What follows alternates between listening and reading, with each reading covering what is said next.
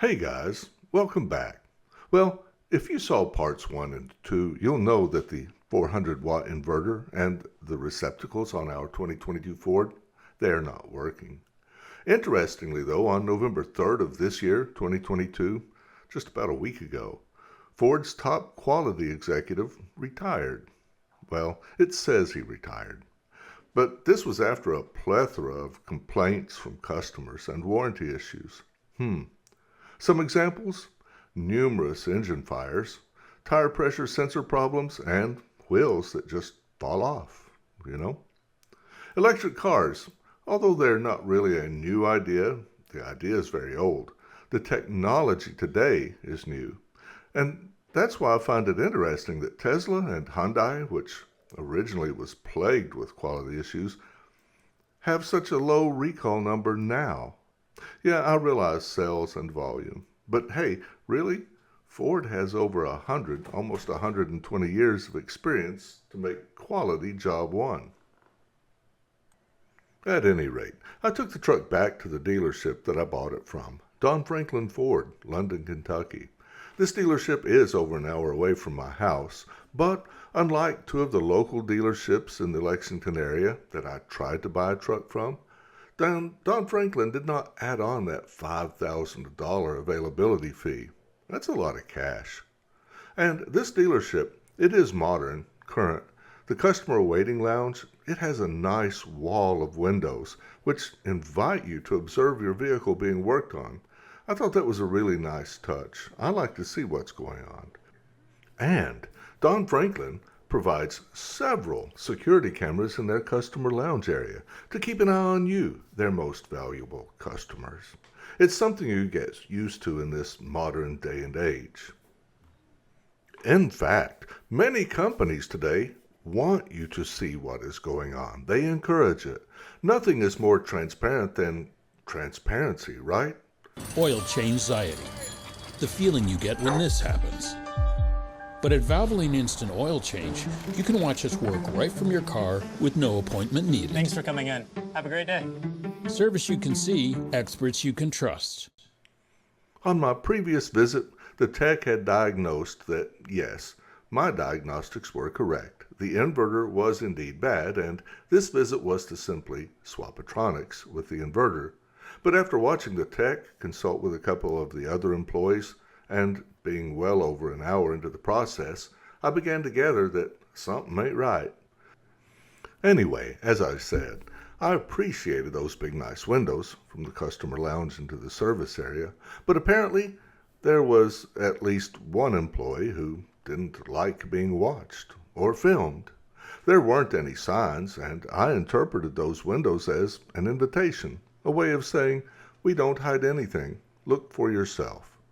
But before long, the service manager, Mr. Robbie Brown, and one of the service employees came into the customer lounge, walked up to the vending machines next to me, and, directly under one of the many security cameras, informed me that filming of their service employees wasn't allowed.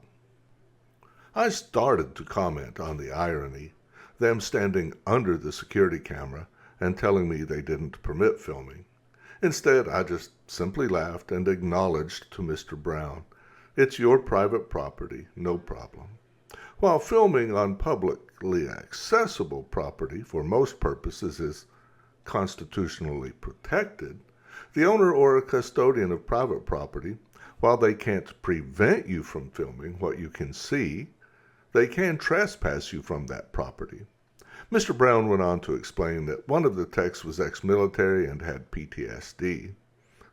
I'm ex-military as well. Oh well. A couple of hours later, Mr. Brown informed me that the inverter had been replaced, and now, at least, when you turned the vehicle on, the LED would flash correctly, but that the receptacles still did not work.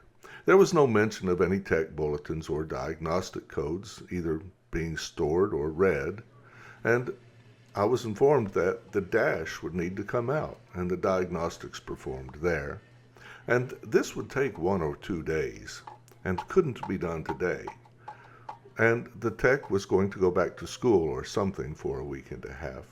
So there would be a delay until he would return and we could get the schedule to work. But Mr. Brown did offer the use of a loaner for the days in the shop when I returned. That was kind. I appreciated that. But like I said, I live over an hour away.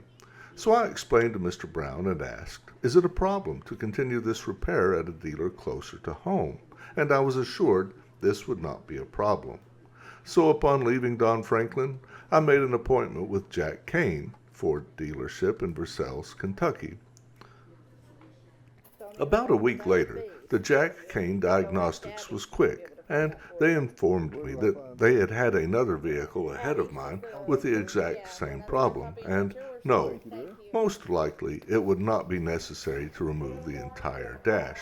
They kindly took the time to explain to me that there was a technical bulletin just released in August on this problem, and that they would have to order He parts. said there was a technical bulletin out on what's wrong with my truck. And I would like to look at it if you don't care. Okay. Do you have your notes there? It seems this bulletin, released in August of 2022, details a connector problem with connector Charlie 4628, along with the requirement or criteria of a diagnostic trouble code being set of Bravo 1330, 9 alpha. From the required parts list, it appears that the wiring harness and the power outlet will have to be replaced, and at this time, that means these parts are on back order. According to the bulletin, the entire process shouldn't take more than 3 hours, and it seems straightforward. Much easier and less potential for damage and other problems than removing the entire dashboard. The service procedure is clearly written, and the photos, much clearer on the originals than on this copy, appear to provide all of the details for both replacing and confirming. Guys, I hope this fixes my problem, and if you're having the same issue, I hope it helps you to get resolution. I'll keep you posted. Until next time, be a good human. Take care.